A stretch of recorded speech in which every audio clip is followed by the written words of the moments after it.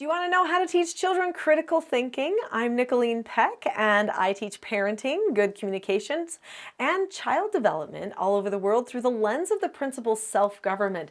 And in this video, we're talking about critical thinking skills.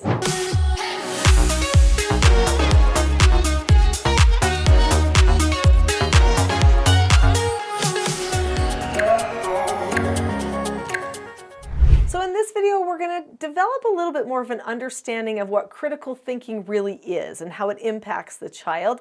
And then we're going to talk about a skill that you can use in your home to teach critical thinking about seriously anything.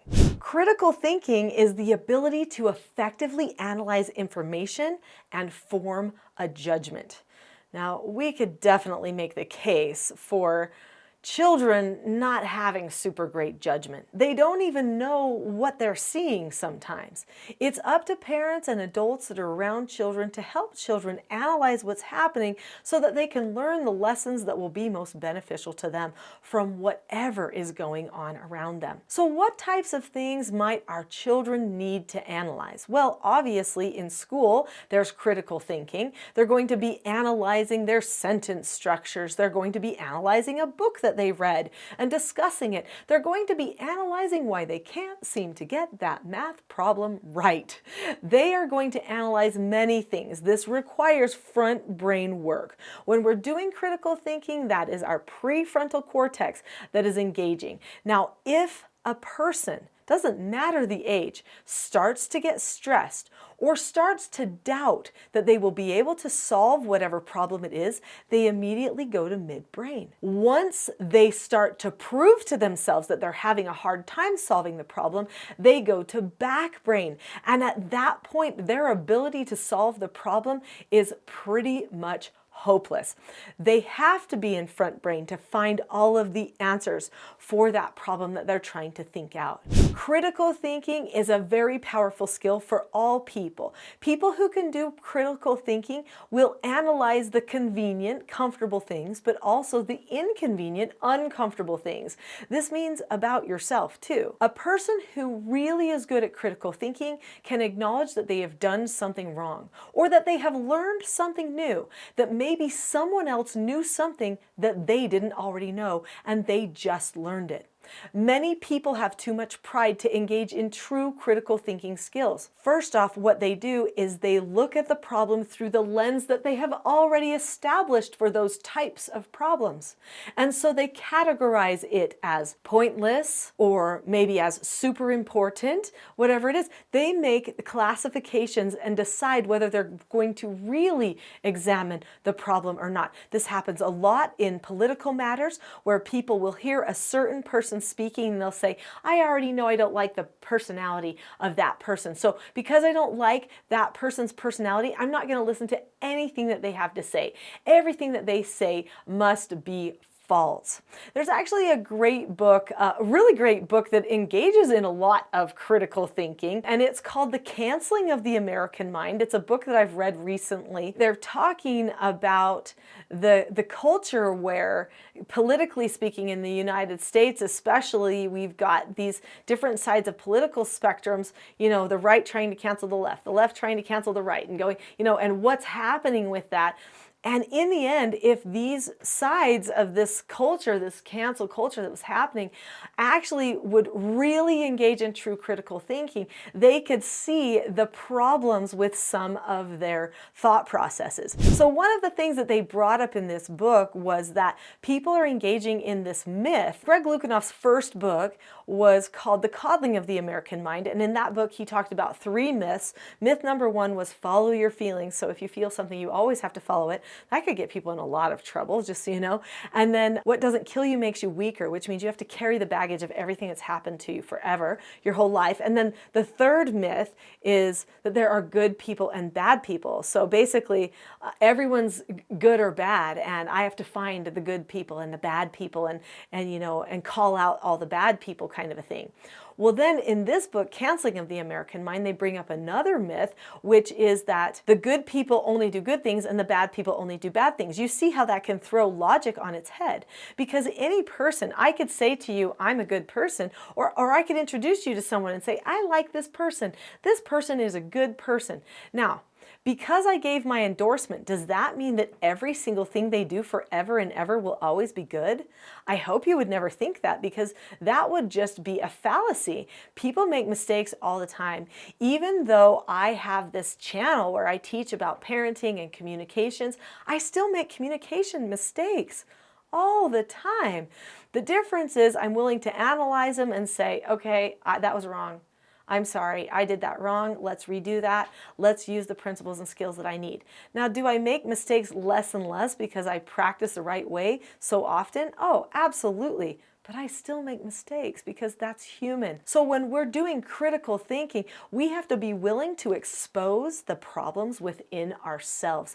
Now, how does a person ever develop a feeling like that's comfortable and okay?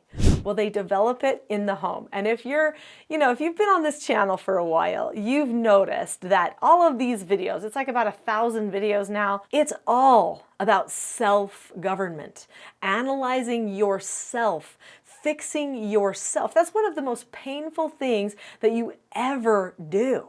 How do we help a child do that? We do it in the home. First, we set the example by analyzing ourselves and fixing ourselves.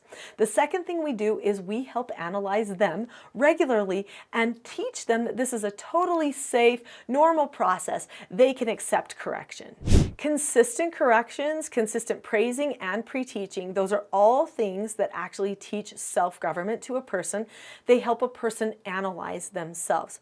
But there's something else that I talk about in my teaching self-government parenting trainings. I do these 3-day trainings called Parenting Mastery Trainings. Look for those on the website, teachingselfgovernment.com. They only happen a few times a year. Sometimes they're online live, sometimes they're in-person live. But when I teach those, we spend a lot of time talking about how to help our children be better problem solvers. And one of the things that I do is I talk about this skill called a SOTAS. SOTAS is an acronym that stands for situation, options, disadvantages, advantages, solution. This book here is a SOTAS journal. This is a place where a person can record their SOTAS, or problem-solving exercises. We might do this after a problem has occurred. We might do this before a problem ever occurs. We might do it as a group in a family meeting or in a one-on-one meeting with a child. We might do it as parents when we're trying to decide where to go on our family trip or what we want to buy for a new car. There are many decisions that we can use this process for. Basically, the process goes like this. You come up with a situation. Now, as the parent, you're going to come up with a situation for the child.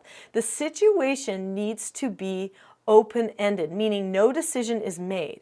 So a bad situation would be something like this. Mom told me I can't watch TV, but I watched it anyway. That's a bad situation because the person already made a decision. So now there's nothing to discuss, or not as much. So what we want the situation to be is, Mom told me I can't watch TV, but I really want to watch it.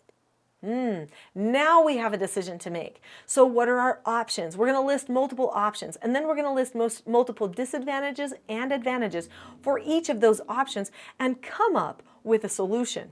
Did you know that there are disadvantages to choosing the right thing and there are advantages to choosing the wrong thing? That's actually why people keep choosing the wrong thing, because they see those advantages and they don't recognize the advantages for choosing the right thing. Sometimes the choice can be so difficult that they skew the advantages and disadvantages in their minds. But when you take the time to flesh it all out, write down the things you're feeling, the thoughts you have, the cause and effect that will relate your social and personal, maybe even spiritual development, then you can see the situation more clearly and make a truly educated decision. And if you make the decision and you feel like you encountered pain or more problems, come back to the book, look at where you have written things down and say, what am I not seeing? What negative consequence or disadvantage did I not think of? for this because I chose this and now I experienced this. I'm going to add to it and learn more. Critical thinking is basically sorting all of the information and saying what's productive or what's possible or what is going to give us the best outcome. Those sorting information in that category and sorting information into a category that says what's not productive, what's not possible, what is going to make us a worse version of ourselves. And then making a decision based upon the information that you have gathered. There are many different ways to gather information, and we have to teach our children all of the different ways to gather information. I have a whole podcast actually where I teach how to teach children discernment, because that's another way that we gather information is through spiritual discernment. And so we have to teach our children that too, not just the logical things, but also the spiritual things, the social things. We have to factor in everything to help the child make good decisions. Now, if we pre-teach, instruct, correct, praise, and help our children learn problem-solving skills like this SOTAS exercise when they are young, then as they grow, they will feel more confident to solve more and more of their problems. Their critical thinking skills will improve. And just so you know, if you're listening to this and you don't have children, all of these skills, even the SOTAS exercises, can be used by you too. Every one of the skills I teach parents to use with their children are actually just adult skills that you can use for the rest of your life. And I know because I use those skills too. Now, one thing you might want to think more deeply about is your connections with other people and how you're interacting with them. There's a great critical thinking video that's a full-length class that I have right here on this channel, and it's called The Expectation Trap versus the Cycle for Success. So click on the link to that video now. I'll see you there.